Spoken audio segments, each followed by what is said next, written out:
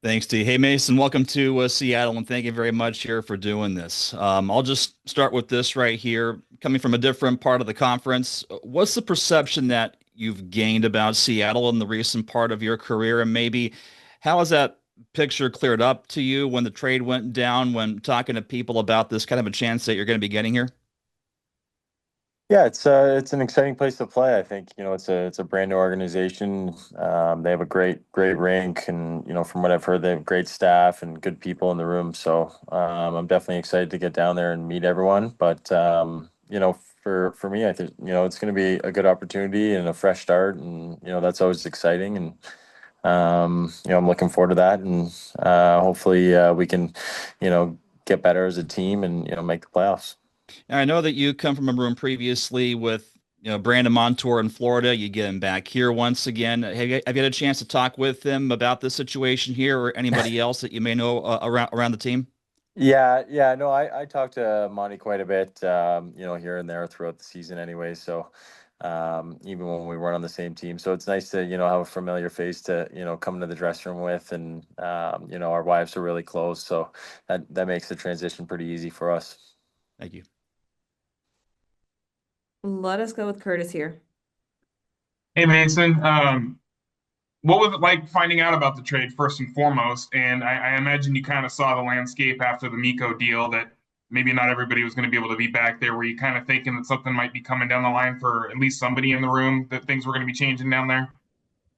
Yeah, yeah, it's a business, and I get that. I've been in it my whole life, so there had to be some changes, and it just so happened to be me. And I don't take it as a knock at all. I think there's teams out there that want you, so it's always a good thing. And it's just part of the business, so it's you just kind of go with it as it goes. And but no, I'm excited to start in Seattle, and get playing and meet the boys and get down there and get settled. And during the season there, it seemed like you were on a pretty good run points wise, with the injuries and everything that kind of set you back a little bit, matching the goal number from the year before and everything. How do you feel like your game is at this point with the progression for your career and kind of where you are being a top six guy, being able to factor in high up the lineup here in Seattle? Yeah, I don't know if you guys know, but I was a late bloomer and a long journey to get to the NHL. And just for myself now, I think I'm here, and I believe in myself, and I got to put the work in to be ready to go for the start of the season. But just try to go in and be a good person and a good teammate, and try to help win as much as I can. That's all it really is.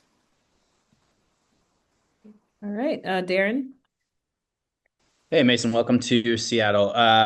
One thing that Jason Botterill has talked about this summer is being able to kind of get to the inside, both at the offensive end of the ice and the defensive end of the ice, which is something that they have kind of indicated they could have done better last season.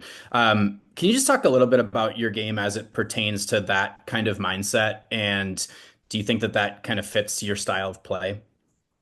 Yeah, I mean that is my game. I like to get on the forecheck and get inside, get pucks back, and strip guys on the back check, and that's stuff I take pride in, and like to do well. So if I can help out that way, it's going to be great. But get to the net front, and get in the goalie's eyes. That's huge. So stuff like that, small things like that, are things that help win games, and help you get playoffs. And so hopefully I can just come in and do the best I can, and get to the net.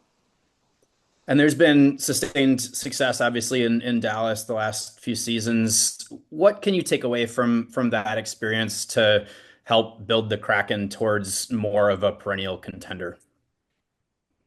Yeah, for sure. I think Seattle is a contender. We have a lot of good pieces. There's a lot of good players. I talked to Monty, and he's filled me in on a lot of the guys, and a lot seems like there's a lot of good guys in that room. So, um, I don't think that we're far off at all from the outside looking in right now. But it's all about buying into the system, and everyone being on the same page, and everyone doing their part, playing their role. And hopefully, I can come in and help be a piece of that. Thank you. Mr. Condor. Hey, Mason, Bob Condor from the Kraken. How are you? Welcome to Seattle, at least when you get here. Thank you. Couple things about early on. You mentioned the late bloomer part, and you mentioned Barb Underhill before about helping you with skating. So that's question one. And then where do you feel your break came in terms of just getting a chance to play in Toronto and Florida and beyond? Yeah. So first, Barb, I honestly don't think I would be here without her. I did one-on-one sessions with her for, probably 50 to 60 of them for 3 years straight. So just a lot of time and, a lot of effort from her to help me get here. And, I still skate with her every now and then in the summers and, keep in touch. So that's awesome. And then, what was the second question? Sorry. Where you felt your break was, because obviously you're a guy who came in late, undrafted, but Toronto signed you. What sort of got you up to Yeah.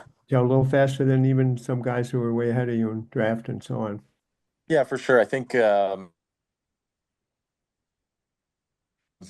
have a high compete level. I'm a really competitive person. I like to win and compete and play any kind of game. So, I think that aspect helps. But my break probably started in Florida.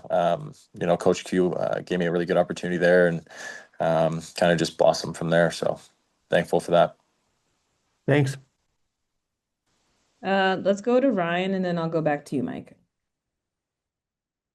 Do you think it's an advantage for being traded to a team with a new coaching staff? Kind of a refresh all the way around. Could you just repeat that? Sorry, I cut out a little. Do you think it's an advantage of being traded to like a team with a fresh coaching staff? So you're starting over, and then the team's kind of starting over as well. Yeah, I wish I could tell you the answer. I don't even know. I've never had that before. So, that's gonna be a first for me too. So, I'll let you know. Sounds good. Go ahead, Mike. Hey, Mason, the team is pretty set down the middle with returning guys. So, depending upon where the fit is and depending upon what you know already about them, what kind of an impact do you think is there? And you see maybe playing with, say, either Matty Beniers or Shane Wright or Chandler Stevenson? Yeah, I mean either of them would be great. I think that's going to be something that kind of we find out as we go. I don't know what they're thinking or anything like that. So, we'll find that out when I get down there. I don't really. I would be excited to play with any three of them. So, they're all really good players and smart and all can skate. So, it'd be great to play with either of them. Bob, did you have another question? Oh no, I'm good. Sorry. It's okay. Curtis, go ahead. Mason, you got to be a part of a playoff series with Seattle a couple years ago. What was your experience like playing against them, seeing playoff hockey up here in Seattle for the first time? Yeah, it was awesome. For sure the fan base sticks out instantly. It was rocking in there for 3 games, and it was a hard building to play in too. So, it's going to be fun to be on the other side of it, and as the team aspects, they I think there's quite a bit of turnover now, but still a lot of guys are still there and competitive guys, and I'm excited to get started. And what's your experience been like with Seattle, the city itself, coming to town for a few years and gotten out to do anything, see anything when you've been up here? Yeah, we go for a couple walks downtown, and it's got beautiful landscape, beautiful area, some good restaurants we've had down there on the road. Got out golfing once a couple years ago.